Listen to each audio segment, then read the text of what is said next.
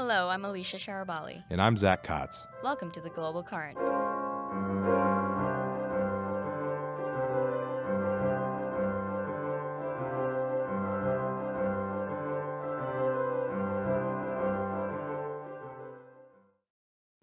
First, commentary editor John Hensel updates us on the military tensions between Japan and China over the disputed Senkaku Islands. Last week, the Japanese government revealed 2 January incidents between itself and China over the disputed Senkaku Island chain, which Japan controls. On January 19, 2013, Chinese naval vessels locked their weapons targeting radar onto a Japanese helicopter, and on January 30th, they locked onto a Japanese Maritime Self-Defense Force vessel. Tokyo has denounced these actions as Chinese provocation and warned of potential responses, such as firing warning shots in the future. Responses that Beijing considers acts of war. The use of targeting, or fire control radar, is commonly perceived as an immediate precursor to hostilities. Japan's defense minister has indicated that Japan may consider future uses of targeting radar on its craft as, quote, threat of military force, end quote, under international law, legitimizing forceful responses. Elevated military action is not a new phenomenon for either China or Japan.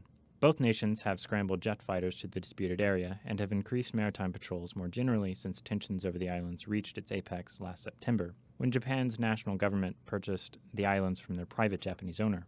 The United States has called for calm to avoid outright conflict between the nations, but last month, then Secretary of State Hillary Clinton said, quote, "We oppose any unilateral actions that would seek to undermine Japanese administration." The United States has indicated that the Senkaku Islands are covered by the U.S.-Japan Defense Treaty, obliging American assistance should the dispute come to blows. Diplomatically, the incidents come at a time when the new Prime Minister of Japan, Shinzo Abe, is trying to ease the tensions. The radar actions may signal Beijing's resolve to not back down on its claims, or they may have been independent actions by the naval commanders. A Chinese spokeswoman indicated that the incidents were under investigation, but China has rejected Japan's official protest and accused Japan of stirring up crisis. This has been John Hensel, The Global Current. And now, Argent Donde on recent government corruption charges in Spain. Spanish Prime Minister Mariano Rajoy has been charged with corruption as well as the illegal collection of 250,000 euros. This charge headlines a widening corruption scandal in Spain involving payments to leaders of the ruling Popular Party. In the wake of the allegations, many ranging from citizens to opposition parties to civil society entities have demanded Rajoy's resignation. Among the Prime Minister's critics is El País, the newspaper that originally published a ledger of his secret accounts. El País discovered a ledger containing numerous names ranging from the head of the Popular Party to the retired treasurer of the party. According to the New York Times, El País found records of the payments that dated back to 1997. These monetary kickbacks have resulted in over $20,000 paid to Rajoy.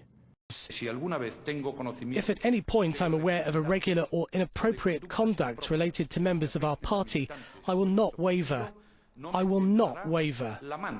Prime Minister Rajoy also stated, quote, "I repeat what I said Saturday. Everything that has been said about me and my colleagues in the party is untrue, except for some things that have been published by some media outlets." His comments sparked many protests among the Spanish citizens who have suffered under the now decade-long recession. Argent Donde, Global Current. Next, Brittany Little discusses the recent violent attacks targeting American citizens in Turkey. American citizens in Turkey are on high alert this week after a string of violent episodes that seemingly targeted American individuals. Among the events was a suicide bombing attack against the U.S. Embassy in Ankara, followed just days later by the murder of a New York City woman in the Sarayburnu district of Istanbul. On February 1, 2013, a suicide bomber who had been unusually close to the highly guarded embassy walls detonated a bomb strapped to his chest. Despite the circumstances, there were only 2 fatalities. The explosion killed the bomber, Ecevit Şanlı, and took the life of a Turkish security guard in the process. According to Politico, the blast also injured a Turkish citizen, journalist Didem Tuncay. Tuncay had to undergo 2 operations, one on her abdomen and another on her right eye, which she eventually lost to irreparable damage. In the first few hours after the embassy attack, it remains unclear who was behind the plot or what their motives may have been. Due to the attacks in Benghazi in September, many question whether al-Qaeda was involved. However, Turkish police forces soon discovered links to the Turkish Marxist-Leninist organization known as the People's Liberation Party Front, who took full responsibility for the attacks the next day. According to the Global Post, this group, formed in the 1970s, is extremely anti-NATO, anti-American, and anti-establishment. The group is now believed to be back in action, and the State Department is urging Americans to be aware of additional violence. Some believe that the People's Liberation Party's front attack was motivated by the unhappiness with Turkey's current ruling party. 2 days after the attack on the U.S. Embassy, Saray Sierra, a freelance photographer from Staten Island, New York, was found dead in Istanbul. Sierra originally went missing January 21st. Her body was not discovered by Turkish police until last week. Upon finding Sierra, police discovered she had been robbed and brutally stabbed and that she had suffered hard blows to the head. Yener Ogtuğ, Istanbul's deputy manager of public security, said the murder most likely occurred soon after Sierra went missing. Because of the winter weather, the body may have frozen at some point after death, which makes it difficult to determine the exact time and date of death. The trip to Istanbul was Sierra's first solo overseas trip, but she was said to have thoroughly researched the area before her departure. She focused on making sure she knew the dangerous and safe areas. Sierra's husband is now in Istanbul. He helped with the search for the body and now plans on flying back with her. He has yet to break the news to their 2 children. The investigation has found that Sierra meant to meet up with a man, presumably an amateur tour guide, at the Galata Bridge. Istanbul's police chief Hüseyin Jopkin said that about 22 suspects had been interviewed and about 10 others were being detained for further questioning. This is Brittany Little from the Global Current. Wrapping up the news, Stephanie Siegel tells us about the suspicious death of Paraguayan presidential candidate Lino Oviedo. A helicopter crash claimed the life of Paraguayan presidential candidate Lino Oviedo late last week. Oviedo, a politician who some had deemed the, quote, most polarizing figure in the country, was returning from a political rally when the crash occurred in northern Paraguay. Oviedo's supporters, members of the National Union of Ethical Citizens political party, have expressed a belief that the helicopter's crash was not an accident and have instead suggested that the crash was, quote, a message from the mafia. In light of these allegations, party members have also asked for the Paraguayan government to further investigate the incident. At present, the Paraguayan government considers the crash to have been an accident. At the time of his death, Lino Oviedo was running an aggressive populist campaign in the run-up to the April presidential election. Ever a critic of the government, Oviedo had boisterously critiqued the current administration for being both inept and anti-democratic. Oviedo's ability to interweave indigenous language into his run for the presidency was widely praised throughout the South American nation, and his nationalist appeal formed the basis for much of his popularity. Oviedo was by no means a newcomer to Paraguay's political scene, and his death marks the end of a tumultuous career. He initially gained prominence in 1989 when, as a general in the Paraguayan military, he helped topple General Alfredo Stroessner, a dictator who had ruled Paraguay for 35 years. In fact, the day of Oviedo's death marked the 24th anniversary of the coup he helped orchestrate, which fueled speculation behind the mysterious circumstances of the crash. In 1999, Oviedo fled into exile after being charged for allegedly organizing a failed 1996 coup against then-President Juan Carlos Wasmosi. Months after Oviedo escaped to Argentina and later to Brazil, a further indictment was issued charging Oviedo with having orchestrated the assassination of then-Vice President Luis Maria Argaña in March 1999. After returning to Paraguay in 2004, Oviedo served time in prison for the coup plot before the Supreme Court absolved Oviedo of the various charges against him. Though his death was a shock to many voters, according to the New York Times, political analysts suggested that Oviedo's chances of winning Paraguay's presidential election had appeared to be slim, noting that, quote, according to recent polls, support for Mr. Oviedo remained in the single digits, placing him far behind the frontrunner Horacio Cartes, a banking and tobacco magnate. It remains unclear at this time how Oviedo's death will affect the scheduled April elections, or whether or not the government will reopen their investigation into the cause of the fatal crash. For the Global Current, I'm Stephanie Siegel. Kumar's Ahmed weighs in on the legality of drone strikes. On September 30th, 2011, the United States government conducted 2 drone strikes in Yemen. The strikes killed 4 suspected al-Qaeda members, including Samir Khan and Anwar al-Awlaki. Khan and al-Awlaki's deaths were unusual in the War on Terror because Khan and al-Awlaki were American citizens. They had not conducted any military actions against the United States, had not been charged with a crime, and received no trial. This generated a lot of questions about our increasing use of drones in war, questions about the seemingly limitless borders of the War on Terror, and constitutional questions about who the American government can and cannot kill. Was this drone strike legal? Putting aside the questions of sovereignty and military actions, more specifically, was the killing of Americans by the government of the United States legal? There is a fine line between assassination and lawful military action. There are fundamental constitutional questions at play in this question. Is this as if the government were to break into your home in South Orange, New Jersey and kill you in your sleep? Or is this a lawful act of a nation defending itself in a time of war? Or perhaps some gray area in the middle? According to the Justice Department, the answer to the question is definitively yes, this is lawful. On Monday night, NBC News obtained a confidential memo written by the Justice Department that concludes that the government of the United States is allowed to kill American citizens, under certain circumstances, in the War on Terror. The 16-page memo outlines the legal reasoning used to justify such military action. The memo, titled Lawfulness of a Lethal Operation Directed Against a U.S. Citizen Who is a Senior Operational Leader of Al-Qaeda or an Associated Force, is not an official legal memo, but is thought to reflect classified official memos by the Office of Legal Counsel. Different public interest groups and news organizations, as well as a bipartisan group of senators, have sought the release of these legal memos. Members of the House and Senate Intelligence Committees were provided the memos by the administration the night before CIA Chief John Brennan's confirmation hearing. But this white paper, as it is called, is the closest thing we as the public have to understanding the administration's legal reasoning. In it, the Justice Department declares that 3 conditions are required to be met in order to satisfy the legal requirements to kill a United States citizen. First, the suspect needs to present an imminent threat of violent attack against the United States. Second, capture of the suspect must be infeasible. And third, the killing must be done in accordance with standard principles of war. Where this memo really begins to set a dangerous precedent is when it explains the definition of these conditions. In an interview with NBC News, ACLU's Deputy Legal Director Jamil Jaffer stated that the Justice Department memo, quote, redefines the word imminence in a way that deprives the word of its ordinary meaning. The memo declares that imminence does not necessarily mean that an attack will take place in the immediate future.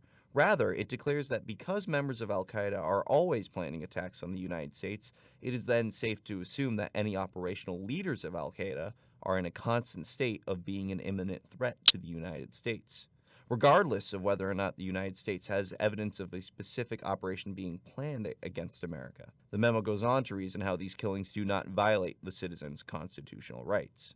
This has the potential to set an extreme precedent. It establishes what the memo calls a broader concept of imminence that can serve to replace the current legal definition we have had before. This can affect not just how we operate in the War on Terror, but how we operate in military engagements from here on out. It means that the U.S. government now has a legal justification to disregard American citizens' due process rights.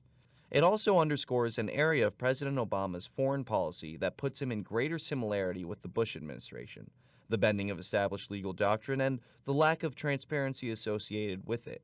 Indeed, the drone strikes we have conducted were not officially acknowledged by the government until last year. More important than trying to wrangle with the legal reasoning of this white paper, we should demand from our public officials a certain level of transparency.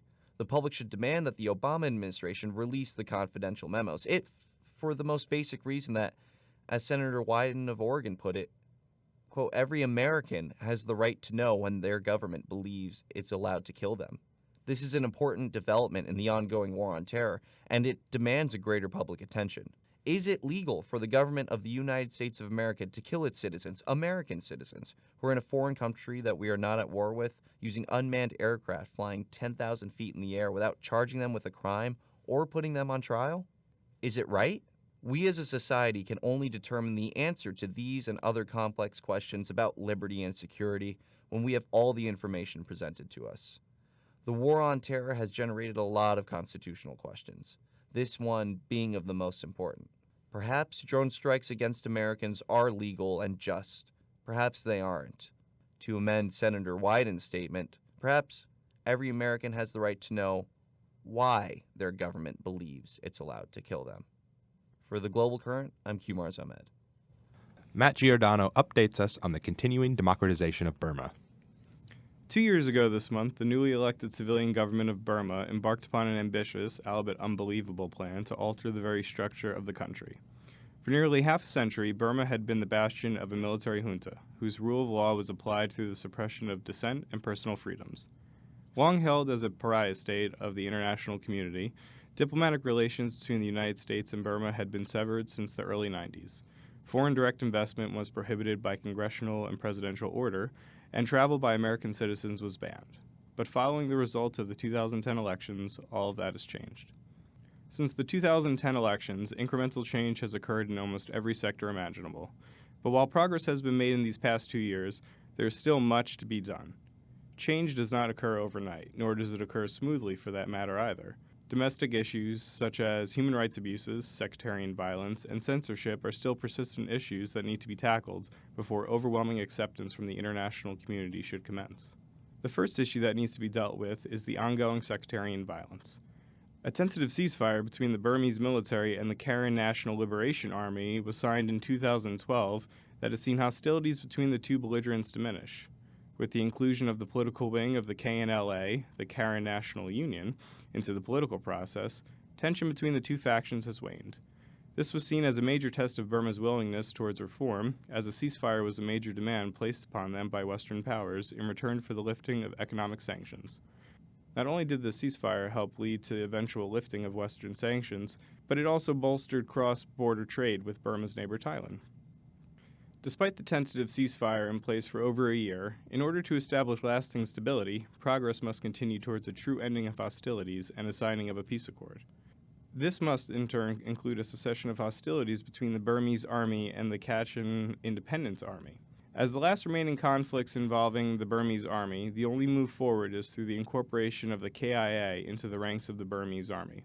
This would not only promote national unity, but also conform to the 2008 Constitution's One Nation, One Army policy of incorporating rebel armies into a newly created border guard force. With the cessation of sectarian violence, the next major issue that Burma will need to tackle will be encouraging foreign direct investment. There have already been major pushes towards reforms in anti-corruption laws, which has already shown promising results. Transparency International has improved Burma's Corruption Perceptions Index, ranking from 180 in 2011 to 174 in 2012. Furthermore, newly minted FDI laws for the gas and oil sector has taken an about turn from a few years ago. Before the reforms took place, foreign ownership over Burmese gas and oil companies was limited to minority status. Now, under the new laws, foreign entities may retain 100% ownership, in addition to no longer having to meet minimum investment values either. There's already been an encouraging response from foreign companies as a result of the liberalizing economic reforms. Visa has recently stated that they will be launching electronic payments for the first time in country. Not only does this open an untapped tourist avenue, but it further supports small business owners through the increase in available credit lines. With further investment from companies such as Carlsberg and Coca-Cola, consumerism is surely to rise, as will the prospect for further economic development as the new reform laws have time to take hold. Perhaps one of the most validating acknowledgments that Burma's path towards democratization is working is its recent approval to chair the 2014 session of ASEAN. As one of the major region-based economic organizations in the world, the opportunity to guide its agenda and host numerous international summits is a major test of Burma's willingness and ability to finally emerge from its decades of isolation. This may very well be the true test of Burma's reforms. International acceptance aside, Burma still has plenty of work left to do. Corruption is on the decline, as are the levels of human rights abuses experienced just a few years ago. But human rights abuses still persist, as does corruption. Reforms have shown that the government is making a concerted effort at tackling its long-standing problems, but reforms cannot be the only measure taken. Actual enforcement needs to take place, along with punishment for its disregard. Media laws have been relaxed, but not to the levels where it should be considered liberalized. Land grabs by wealthy foreigners and private companies is on the rise, displacing thousands at times. These are but just a few of the issues that still need to be effectively addressed before Burma can consider itself fully reoriented towards international norms. Burma may very well be the final frontier that everyone hopes it is, but it's still got a long way to go before it's fully realized. This has been Matthew Giordano for the Global Current. And now technical producer Heidi Erpson and staffer Kumar Zahmed discuss our recent winter storms' implications for climate change. Lots of stuff happening in the news this week. We've had a couple of confirmation hearings, contentious ones. The memo on the drone strikes has been big, but I think that the biggest issue, at least for us in the Northeast, has been this wacky weather we've been having. I think that's right, Kumar, and especially with the hurricane weather we've experienced this last season and the incredible snow. I mean, last week it was 60 degrees. It felt like spring, and now. And then we had random days of wind. I'm not, I'm from Los Angeles, so this is all crazy weather to me. But from what I've heard, this is incredibly unseasonable. Before, climatologists and scientists predicted that 100 years floods, which is what ended up with Hurricane Sandy in Manhattan, Staten Island, they would now start occurring every 50 years and now every so often. So, I mean, it's pretty hard to look outside and see this bad storm and not associate it with climate change. I know, and the biggest problem, I think, is people just don't know how to adapt to it. I mean, during Hurricane Sandy, you had people that were just out watching the hurricane, tourists in New York City that were climbing on the dunes and getting their cars stuck. Right. People just don't know how to address such that's weather. One thing I don't understand, and we're not natives here, so I guess we can't really comment on it, but you would think that that knowing that bad weather happens, the infrastructure would be more prepared for it, knowing that a blizzard is coming in. Yeah. At least on Seton Hall, they'd clear everything out 24/7. And especially after Hurricane Sandy, I mean, the trains for so long weren't running at the same hours. And Right. And there was a lot of the debate afterwards with Sandy, the delayed assistance money for emergency relief. So it seems like there's a lot of intractability on this topic. And then the greater topic, global warming, I think the strategy amongst global warming advocates has been to point at these and say, okay, let's not talk about this abstract concept of, the sea temperature is rising and carbon dioxide in the atmosphere, but let's at least look at the situation and say, hey, there have been a lot of deadly storms recently that don't happen nearly as often. So I don't know if that message is the best message to get out for climate change, but I don't know how you can look outside and see this crazy variation temperature and not associate it with something that's changing fundamentally in the environment. And there's two arguments too. A lot of people think that it's just like a cycle. The Earth goes through natural cycles, and they don't believe necessarily the science that's behind it. But the problem is convincing people to believe the science behind it and determining what to do about it. If there is any way we can reverse the strange weather. My argument would be, even if it is a cycle, then maybe we should do all we can to try and curb that cycle. Because you look at the damages, and I guess the biggest argument against something like cap and trade or a carbon tax is that it would hurt the economy. But I think that the billions of dollars worth of damages hurts the economy a lot more than any tax. Yeah, and we're not even talking about the United States economy here. I mean, we're talking about the global economy. I mean, you have these developing countries, and that's the problem with all the international negotiations they're trying to make with global warming, because the developing countries are saying, well, you had your chance to develop, and now you're taking ours away. So, I mean, look at China, for instance. I think they passed us as the world's emissions leader. And that's also, I think, because, I'm trying to be a little green. I've said, if I could get a hybrid, I'd do that. Or if I could just do little things. My dad looks at me and kind of scoffs and goes, well, what little thing you do, it's not going to make up for China and their billion population not helping with the cause of global warming. Yeah, and I see it, honestly, as our generation's thing. It's a generational thing, because my parents are the same way. My dad, every little thing you do. But if 1 million people do a little thing, Exactly. I think it's our, I don't know, the 60s had their cultural revolution. We might need an environmental revolution. Let's talk for a moment, though, politically and actually, not just society, but actually trying to get something done with climate change. I know in the State of the Union, or not in the State of the Union, excuse me, the inauguration, President Obama actually mentioned climate change. But before that, wasn't mentioned in any of the campaign. It wasn't an issue in the campaigns. It wasn't mentioned in the debates.